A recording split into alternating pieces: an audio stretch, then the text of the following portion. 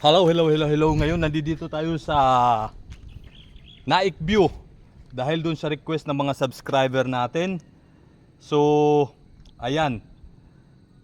Ang pinahanap ay Block 60 ni Miss Jessa Huerta.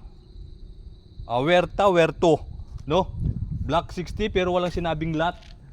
Usually, wala pa kasi talagang nakalagay ng mga block. Maliban dito sa dito sa lugar na to, malapit doon sa may tulay, no? Ito kasi may nakalagay na B61, ibig sabihin block 61. So kung block 61 ito, ayun, no, lapitan natin ha. So ito, kung block 61 to, ayan, nakalagay yung B61. So block 61, yung dating video natin dito, nakapagtanong tayo kay Kuya sa mga nagtatrabaho dito na ang ibig sabihin daw niyan ay block 61. So hindi natin malaman kung aling lot pa dito. Pero dito sa lugar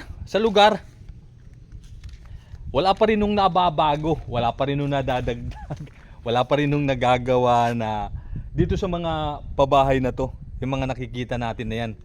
So meron nung ginagawa, ibig sabihin yung construction ng itong pabahay doon sa kabilang side, nitong ano na to.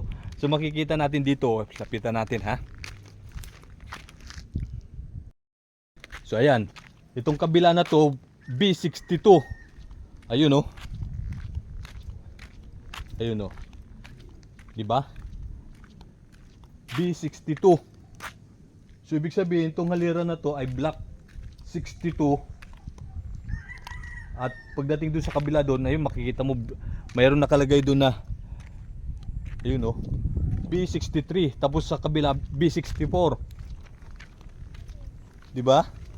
So ayan. Lapitan pa natin. So ayun, oh. Tapos yun 64. Doon sa kabila wala nang nakalagay. So ayun lang. Kung yung nandoon ay block 61, so maliban at malamang sa malamang yung block 60 na hinahanap natin ay nandito din lang. So yan, balikan natin yun, balik tayo doon kasi doon yung pinahanap ni Ma'am Jessa Huerta. So yung pasensya na kayo kasi ang dami ho nating ginagawa pagka wala ho tayong pasok, pagka di-off natin. May mga inaasikaso tayong iba pa na mas kailangan, kaya yung mga request nyo hindi ko agad-agad na tawag dito napupunta nung nagagawa. So yan, oh, block 61, B61. So kung itong dalawa ay block 61, malamang yung sumunod dyan meron tong ano, parang hangganan. Yan na, punta natin dito. So ito, sama ito ng block 61. So kung 61 yun, malamang yun nandoon. Ayun doon, oh. Ayun ay block 60. Oh, ito na pala. So ang layo ko pa, yung pa pala, yun na, oh. Kasi hati na sila. So itong lugar na to, ibang block yan kasi ito meron na silang hangganan, eh. So parang katulad dun sa ibang mga pabahay, pagka may ganito, yung sumunod na bahay ay ibang block na. So kung ito'y block 61, malamang ito yung block 60. So yun, Ma'am Jessa Huerta, shout out to sa inyo. At ililipat natin yung video para mas makita ninyo ng mas maayos. Okay? So ayan nga, yung nakalagay doon, may nakasulat na B61. So yung napagtanungan natin mga nagtatrabaho dito, ibig sabihin daw noon ay block 61. So kung ito'y 61, kasi kabilaan yan, kabila, malamang wait lang, o nga, no? Hindi tama, o kabilaan nga. So itong bahay na to ay block 61. Ang sumunod ito ay malamang block 60 na ito. So ayan, wala pa akong nadadagdag na ginawa ho dito sa mga bahay na to. Nung huling request din sa atin na sir na tingnan dito sa may bandang part na to yung lugar na to dito sa may block 61, no? So ayan, kasi pagka may ganito, isang block ito, isang block din dito. So kung ito'y block 61, malamang ito ay block 60. So kung pag ganun ang bilang, So, either ito yung block 60.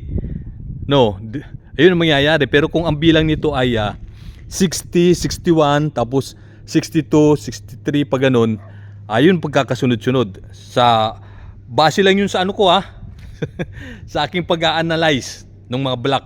Pero kung 61 nga ito kung 61 yan, so 100% nandito lang sa lugar nito yung block 60, Ma'am Chia, sa Huerto.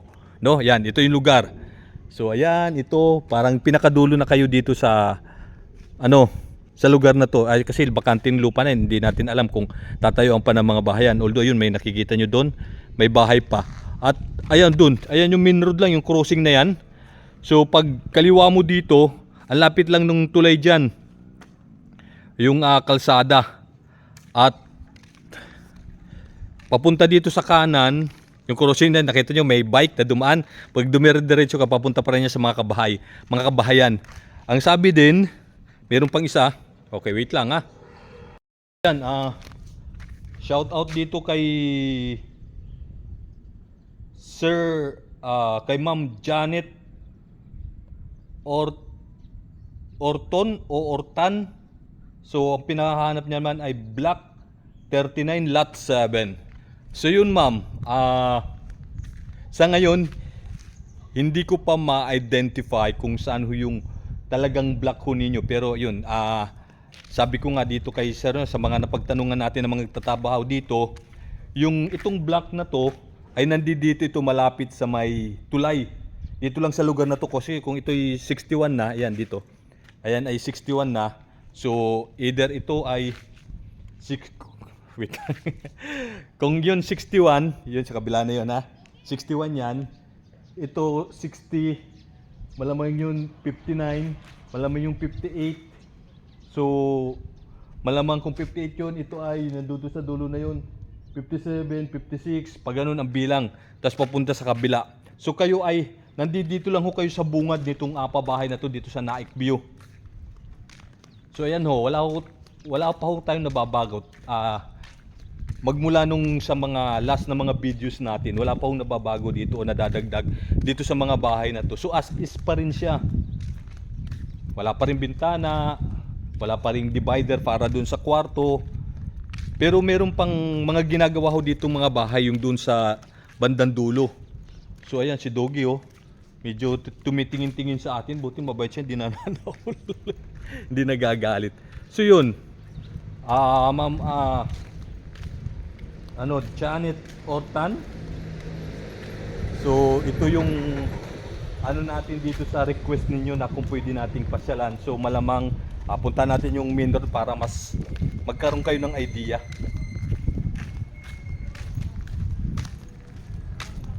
Okay, lipat natin para mas makita ninyo. So ayan, ito yung main road. Ayan, papunta pa yan doon sa mga kabahayan. Tapos pag kaliwa mo dito, may kaliwaan niya na parang ganito. May mga ginagawa mga bahay. Ayun pala yung mga bagong ginagawang pabahay. At ayun, papunta doon. Ayun yung may sasakyan. Oh.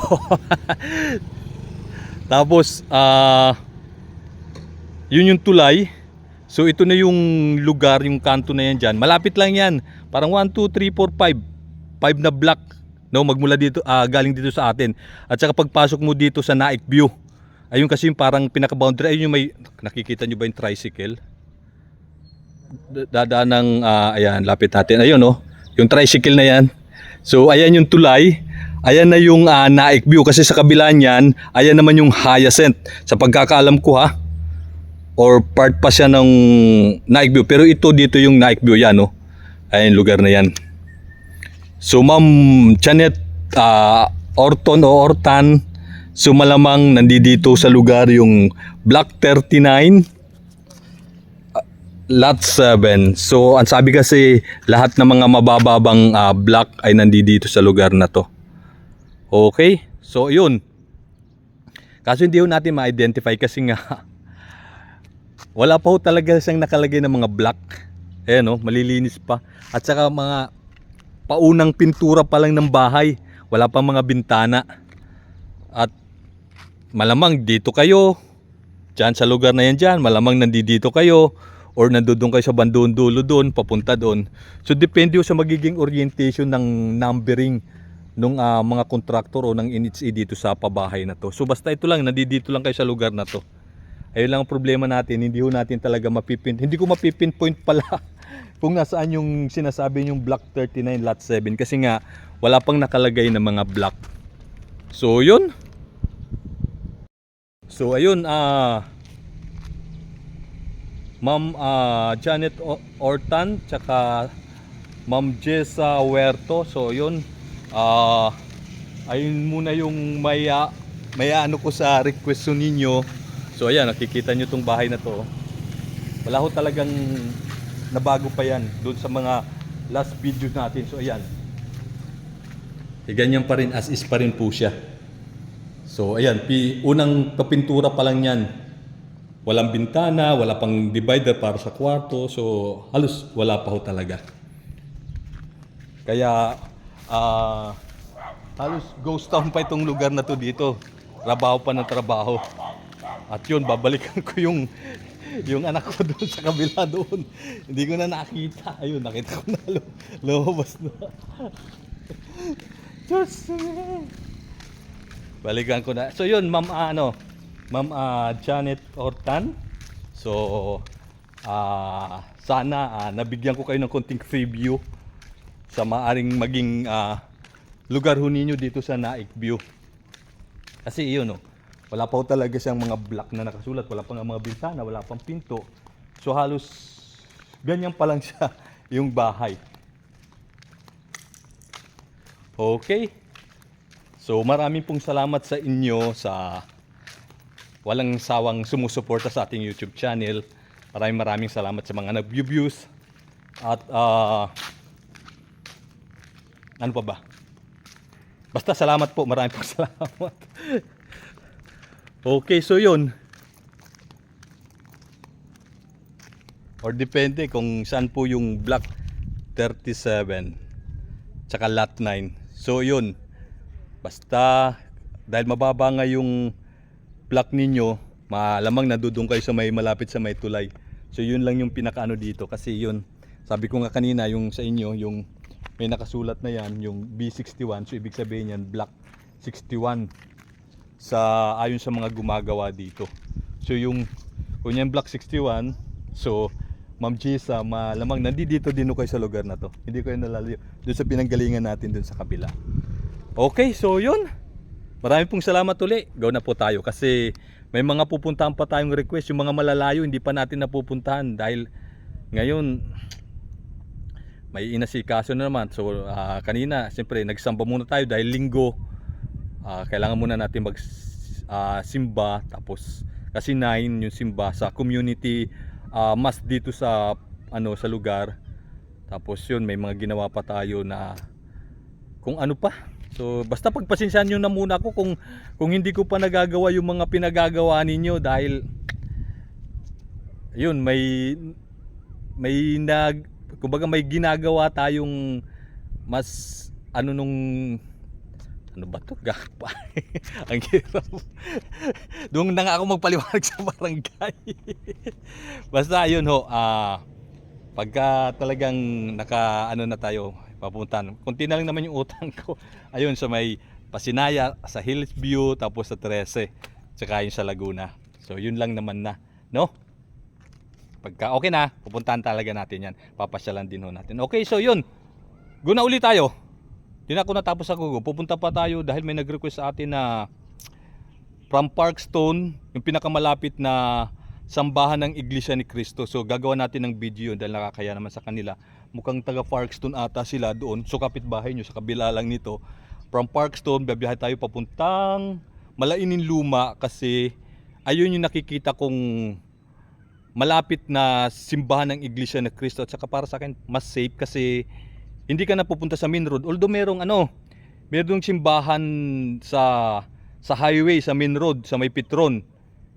Pero para sa akin, mas nalalapitan ako sa may Malainin Luma. At saka isa pa, hindi ka na nga pupunta ng main road. Kumbaga sa mga residential type lang. Parang mas kasi, saka isa pa, mas marami akong alam na, marami akong kakilalang mga Iglesia ni Cristo na nandito sa may Malainin Bago, tsaka dito sa may Erica, no, na doon nagsasamba sa may Malainin Luma. Okay, so yun, pupuntahan na natin ha. So, go na tayo. Maraming pong salamat po sa inyo. Yun naman po yung gagawin natin. Okay yan, ma'am. Ma'am Janet Orton. So, ito yung may block 61. So, malamang nandito yung bibidyohan natin papunta dun sa may kanto. Ha? Yan doon sa may tulay. Ang daming dogi. Toki, Wala. hi. Okay, so ayan. Kikita nyo yung mga truck na yan. Yan ay yung mga gumagawa pa yun dun sa dulo. Itong pabahay. So ayan, Ma'am Janet, yung 37 malamang nandito lang sa lugar na to. Dito lang sa area na to. Malamang papunta doon sa dulo o kung saan man basta nandito. At nga lang, hindi ko pa mapinpoint kasi wala pa hong mga block. So ayan, ito po yung parang boundary ng Naik View. So itong pinanggalingan natin yung Naik View. Ito pag pababa natin dito sa tulay na to, ang alam ko dyan sa mga pabahay na yan, ang tawag naman ay Hayasan. Okay?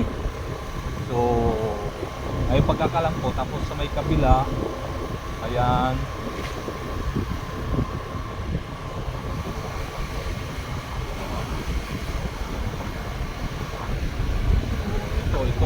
ito. O, bibidyoan natin papuntang papunta ng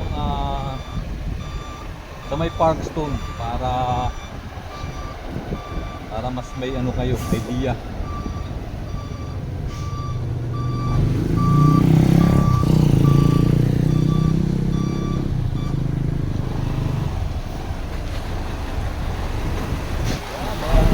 Okay, so yun. Kumanan tayo paglabas at dadaanan na rin natin ito, Hyacinth na ito lugar.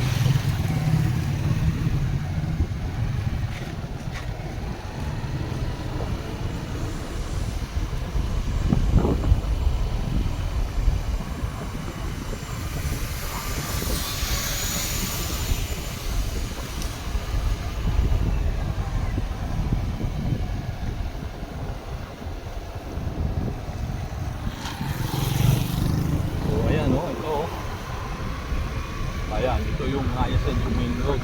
So yung mga kuryente na sila halos na dito,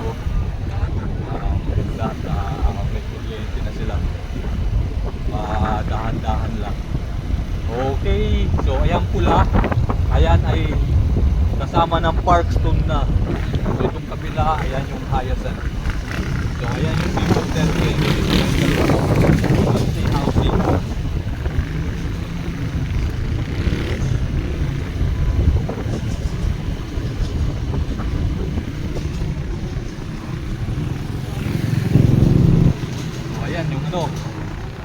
Famous circle na yan. At ito na yung Parkstone.